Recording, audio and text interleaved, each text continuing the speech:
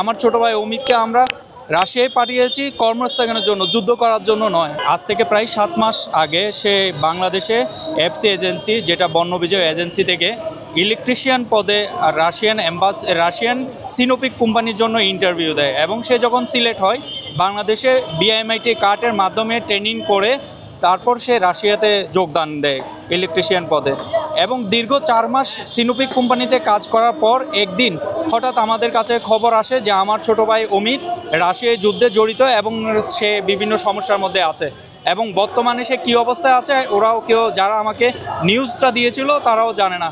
পরক্ষণে আমি বাংলাদেশ রাষ্ট্রদূত, বাংলাদেশের রাশিয়ান এম্বাসি, তারপর পররাষ্ট্র মন্ত্রণালয়, প্রবাসী কল্যাণ মন্ত্রণালয় এবং রেড ক্রসিং সোসাইটিতেও সরাসরি গিয়ে দরখাস্ত দিই আমার ভাইয়ের কোচ নেওয়ার জন্য। কিন্তু বর্তমানে এখনও পর্যন্ত আমরা কোনো ধরনের কোচ আমার ভাইয়ের পাইনি।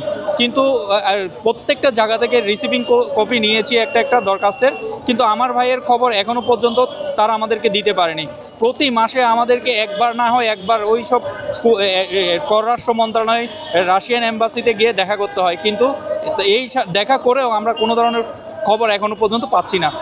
তো আমরা সরকারের কাছে আকুল আবেদন জানাচ্ছি আমার ছোট ভাই অমিত কী অবস্থায় আছে এবং সে আদৌ কি বেঁচে আছে, আমাদেরকে অন্তত একটা নিউজ দিন, সে কোথায় আছে, কী অবস্থায় আছে এবং তাকে অতি দ্রুত দেশে ফিরিয়ে আনার ব্যবস্থা করুন। আমার ছোট ভাই অমিতকে আমরা রাশিয়ায় পাঠিয়েছি কর্মস্থানের জন্য, যুদ্ধ করার জন্য নয়।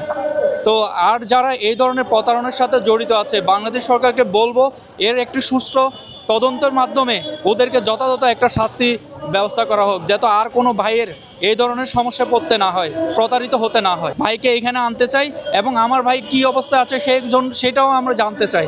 আমরা অপেক্ষা করছি কখন আমার ভাই আসবে।